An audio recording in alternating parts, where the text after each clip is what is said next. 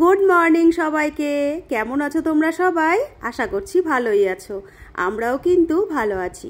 শিপ্রাস লাইফে তোমাদের সবাইকে অনেক অনেক ওয়েলকাম আর অনেকটা ভালোবাসা। এখন সকাল বাজে 8:30 মতো, আর আমি কিন্তু একটা কড়াই নিয়ে বসে গেছি যুদ্ধ করতে। আর কি নিয়ে যুদ্ধ করছি সেটাও কিন্তু তোমাদের আজ বলবো। জানো তো, বেশ অনেকগুলো দিন হয়ে গেল ছোলার ডালগুলো ঘরে রয়েছে। আজ রান্না করব, কাল রান্না করব করে করে সে আর করাই হচ্ছে না। গতকাল রাতে যখন শুতে যাব ভাবলাম ছোলার ডালগুলো তো রয়েছে, ওগুলোই ভিজিয়ে দিই। যখন আমি ভেজাতে গেছি দেখছি কিন্তু পোকা ধরে গেছে। পোকাগুলো ডালের খুব একটা ক্ষতি করেনি, সবে ভেতরটাতে ঢুকেছে। ধোয়ার সঙ্গে সঙ্গে সবটাই বেরিয়ে গেছে। রাত্রেবেলায় ডালটাকে ভিজিয়ে শুয়ে পড়েছিলাম। সকালবেলা ঘুম থেকে উঠে টুকটাক কাজকর্ম সেরে আগেই ডালটা বেটে নিয়েছি, তারপর কড়াইয়ের মধ্যে একটু নেড়ে নিয়েছি। আর আমি কি কি দিয়ে কড়াইয়ের মধ্যে ডালটাকে নেড়ে নিলাম চলো তোমাদের বলে দিই। সর্ষের তেলের মধ্যে প্রথমেই দিয়ে দিয়েছিলাম একটু হিং, তারপরে দিয়ে দিয়েছিলাম ডাল বাটাটা।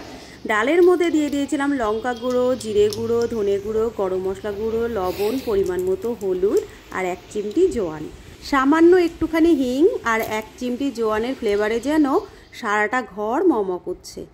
বেশ বড় একটা থালায় আমি নিয়েছিলাম, থালাটা পুরোটা আমার লাগেনি, সুন্দরভাবে ছড়িয়ে দিয়েছি। এবার কাটিং করার পরে কেমন হয় চলো তোমাদের দেখিয়ে দিই। এদিকে দেখো, প্লেটের মধ্যে আমি খুব সুন্দর করে কাটিং করে নিয়েছি। আর আজ আমি করছি ছোলার ডালের ধোকা। ধোকাগুলো আমি 4 পিস শেপে কেটে নিয়েছি, আর দেখতেও কিন্তু ভীষণ ভালো হয়েছে। আর এটাই হবে আজকে দুপুরের লাঞ্চের মেনু।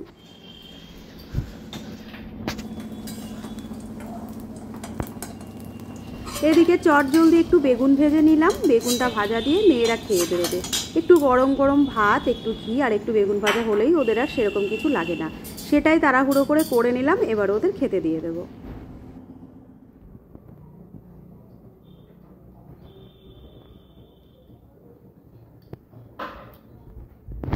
একটু ঘি আর একটুখানি বেগুন ভাজা দিয়ে মেয়েদের সকালবেলার খাবারটা দিয়ে দিলাম।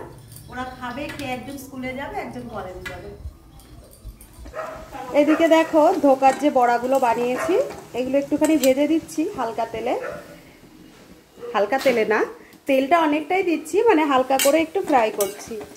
এই যে ওরা ভাত খাচ্ছে, সকালবেলায় বেরোবে খেয়ে, তো ভাবলাম ওদের একটু দিয়ে দিই। বড়ার মতোই তো লাগে খেতে, আর এটা খাওয়ার আগ্রহ বেশি এই জেনার, ইনি একটু খেতে ভালোবাসে, সেই জন্য। বেগুন ভেজেছি সকালবেলায়, বেগুন ভাজা দিয়ে ঘি দিয়ে ভাত দিয়েছি।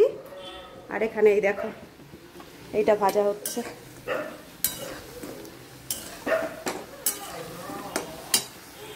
আর ওদিকে আর একজন আছে, আজও কিন্তু খেপেছে, চেঁচানো শুরু হয়ে গেছে সকাল সকাল। প্রত্যেক দিন সকালবেলায় ব্যস্ততা থাকার কারণে আমার টিফিনটা ঠিক টাইমে কোনো দিনই করা হয় না। আর যদিও করা হয়, সেটা কি হয় শুনবে? হয় 2টো বিস্কুট, না হলে কোনো দিন একটু ছাতুর শরবত, আবার কোনো দিন 2 পিস পাউরুটি, তো কোনো দিন 1 মুঠ মুড়ি। তো এভাবেই টিফিন চলে আমার। আজও তার ব্যতিক্রম কিছু কিন্তু ঘটেনি। একটুখানি পাউরুটি দিয়ে টিফিনটা সেরে নিয়ে চলে এলাম রান্নাঘরে। খুবই সাধারণভাবে আমি ডালনাটা করব। আর আজকে কিসের ডালনা করব সেটা তো তোমরা দেখেই নিয়েছো। তো চলো, রান্নাটা আমি কিভাবে করছি একটু একটু করে তোমাদের কাছে শেয়ার করে দিই। নিরামিষের দিনগুলো যদি একটু ঘুরিয়ে ফিরিয়ে রান্না করা যায়, তাহলে কিন্তু নিরামিষের দিনগুলো আর নিরামিষ মনে হয় না। আমার মেয়েরা আমিষ বলো নিরামিষ বলো সব রকমই খায়, আর সব রকমই খেতে ভালোবাসে। আজ রান্না করতে করতে তোমাদের সঙ্গে একটা খুব মজার ঘটনা শেয়ার করব। আর এই মজার ঘটনাটা একদম ছোট্টবেলার, একদম ছোটোর থেকেই শুনে আসছি ধোকার ডালনা ধোকার ডালনা। এই ধোকার ডালনাটা কি আমার মনের মধ্যে না একটা জানার মতো কৌতূহল কাজ করতো। আর ধোকার ডালনা এই কারণেই জানার জন্য কৌতূহল কাজ করতো, আমাদের ওই সময়টাতে জানো তো এত ভিন্ন ধরনের রান্নাবান্না, এত ভিন্ন ধরনের খাওয়া, এই সব কিছুই ছিল না। ওই সময়টাতে শাক সবজি মাছ ডিম এটাই খুব বেশি। আর তখনকার সময়ে কিন্তু এত ঘন ঘন কারোর ঘরেই মাংসও রান্না হতো না।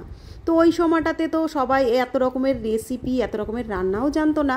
ধোকার ডালনাটা আমার মা তো অন্তত ঘরে সেরকম একটা করতো না। হয়তো অনেকের ঘরেই হয়ে থাকবে, কারণ সব ঘরের খাওয়া দাওয়া বা সব ঘরের সব কিছু সমান না, সেই কারণে। তো ধোকার ডালনার সঙ্গে আমি অতটা পরিচিত ছিলাম না।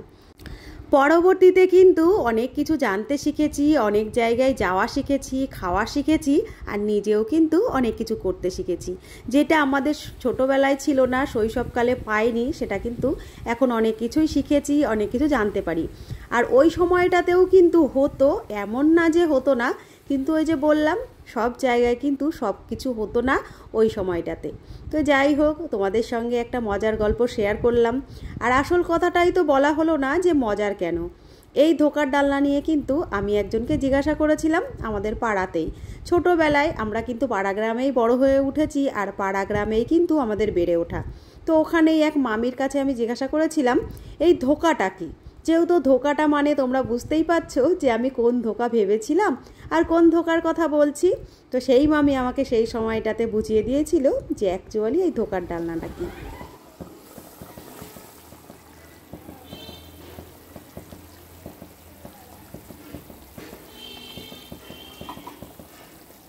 গল্পে গল্পে রান্নাটা তো আমার অনেকটা এগিয়ে গেছে, আর কতটা এগিয়েছে সেটাও তোমাদের দেখিয়ে দিলাম। আলুটা খুব ভালোভাবে গলে গেছে, এই পর্যায়ে দিয়ে দিলাম ধোকাগুলো।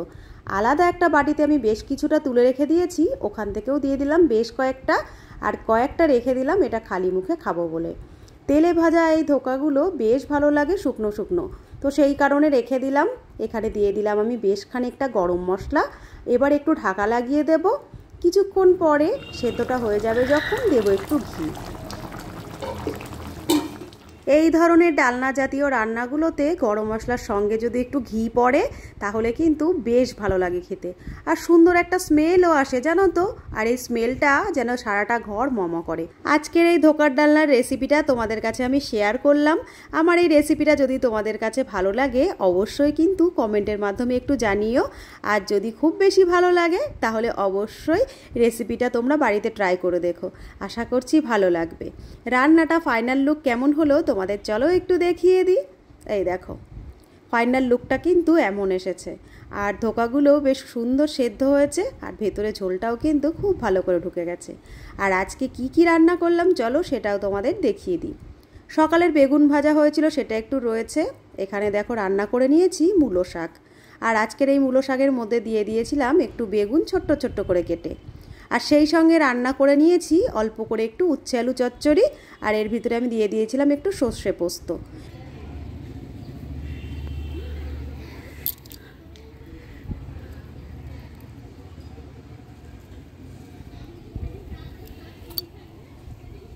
স্নানের পরে খুবই ঠান্ডা লাগছিল, সেই জন্য ভাবলাম কি একটু ছাদে চলে যাই। আর ছাদে চলে এসেছি, আর এর আগে কিন্তু তোমাদের আমি পেছনটা কোনোদিনই দেখাইনি। আমাদের ঘরের পেছনে ওই কোণার দিকটায় দেখো, এই শীতেও কিন্তু সাদা ফুল গাছটায় এখনও বেশ অনেক ফুল ফুটছে। আর এ পাশে রয়েছে ওই কামরাঙা গাছটা। কামরাঙা গাছটা যদিও আমাদের নয়, পাশের বাড়ির। তো মাঝে মধ্যে তোমাদের ওই কামরাঙা গাছের কথা হয়তো এর আগেও বলেছি, আজ দেখিয়ে দিচ্ছি ওপর থেকে। কামরাঙা গাছটা ওপর থেকে দেখে বোঝার উপায় নেই নিচে এত ফল ধরে আছে। মাঝে মধ্যে তোমাদের দাদাও গিয়ে এনে দেয়, আবার মাঝে মধ্যে কিন্তু পাশের এক দেওর গিয়ে এনে দেয়। কামরাঙাকে জানো তো ডায়েট ফলও বলা হয়। যারা ডায়েট করছো তারা কামরাঙা খেলে কিন্তু অনেকটা উপকার পাবে। এর আগে আমি শুনেছি আর আমি নিজেও খেয়ে দেখেছি, বেশ অনেকটা কিন্তু ওয়েট লস করা যায়। অনেকের মুখে শোনা কথা, সেই জন্য আমি নিজে ট্রাই করেছিলাম, আজ তোমাদের সঙ্গেও একটু শেয়ার করে দিলাম। গরমের দিনগুলোতে জানো তো ছাদে একদমই আসতে ইচ্ছা করে না। সকালের দিকে আসি একটু ফুল তুলি, আবার নিচে চলে যাই, আর বিকেলের দিকে আসি মাঝে মধ্যে গাছে জল দিতে। এছাড়া ছাদে কিন্তু গরমকালে আসতে ইচ্ছে হয় না। আর শীতকালে তাড়াতাড়ি কাজকর্ম সেরে ভাবি কখন ছাদে যাব, আর একবার ছাদে এলে আর নিচে নামতেও ইচ্ছে করে না। আর এদিকে দেখো একটা ছোট্ট সাইকেল। এই সাইকেলটার সঙ্গে জানো তো অনেক স্মৃতি জড়িয়ে আছে আমার, আর অনেকটাই আবেগ। এই সাইকেলটা যখন আমার বড় মেয়ে ছোট ছিল তখন কিনে দেওয়া হয়েছিল। সারাটা দুপুর ঘুম বাদ দিয়ে জানো তো এই সাইকেল নিয়ে দাপিয়ে বেড়াতো। পাড়ার ছোট্ট ছোট্ট আরও দু একটা বন্ধুবান্ধব ছিল, তাদের সঙ্গে একটানা এই সাইকেল নিয়ে দাপিয়ে বেড়াতো। আর এই সাইকেলের দুপাশে তখন জানো তো দুটো ব্যালেন্স চাকা লাগানো ছিল। প্রথম দিকে তো সাইকেল চালাতে জানতো না, সেই কারণে। তারপরে আস্তে আস্তে যখন শিখে যায় তখন ওই চাকা দুটো খুলে দেওয়া হয়। আর এখন তো বড় সাইকেল চালায়, এই সাইকেলটার কোনো কাজেই লাগে না। এভাবে বেশ কিছুদিন ধরে ছাদে পড়ে রয়েছে। রোদ জল বৃষ্টিতে কিন্তু সাইকেলটার এখন সেরকম কিছুই নেই। ছাদের ওপরে পড়ে আছে শুধু ওর বডিটা। তো যাই হোক, সাইকেলের গল্প তো করলাম। এখন শীত পড়ে গেছে, গাছের ফুলগুলো ফোটা একদমই কমে গেছে, তবুও মাঝে মধ্যে একটা দুটো ফুটছে। ফুলটা বেশ বড় হয়েছে, দেখতেও কিন্তু অনেকটা ভালো লাগছে। আর এই যে মাথার দিকে যে কড়িগুলো থাকে, কড়িগুলোই দেখো সব ঝরে ঝরে পড়ে যাচ্ছে। জানি না জলের কারণে নাকি শীত পড়ছে সেই কারণে। 4-5টা কড়ি দেখো নিচেই পড়ে রয়েছে, আর উপরে একটা ফুল ফুটে রয়েছে, আর 2-1টা কড়ি এখনও আছে। দেখা যাক, এই ঠান্ডায় যদি ঠিকঠাক থাকে গাছটা তাহলে হয়তো আবার ফুটবে। এখন ঘড়িতে সময় হয়ে গেছে সন্ধ্যা 6টা মতো। আমি একটু রেডি হয়ে নিয়েছি আর একটা সোয়েটারও নিয়ে নিয়েছি। একটু বেরোবো, আর কোথায় বেরোবো চলো বেরোই, রাস্তায় গিয়ে তোমাদের সবটাই বলতে বলতে যাব। বেরিয়ে পড়লাম আমরা, আর যাচ্ছি কিন্তু আমার দিদিরই বিয়ে বাড়িতে। মানে আমার দিদির মেয়ের এখানে বিয়ে হয়েছে চাকদাতেই, তার শাশুড়ি হঠাৎই অসুস্থ হন, আর এখন কিন্তু তিনি আমাদের মধ্যে নেই। তো বেরিয়ে পড়েছি, সেখানেই যাব। খবর এসেছে, জানি না আমাদের সাথে কি হচ্ছে। এই সপ্তাহতেই পরপর এরকম খবর দুটো এলো। তো আমরা যেখানে আসবো বলে বেরিয়েছিলাম চলেও এসেছি, আর ভিডিওটা এখানেই শেষ করব। আবার খুব তাড়াতাড়ি তোমাদের সামনে চলে আসবো নতুন আরেকটি ভিডিওর সঙ্গে।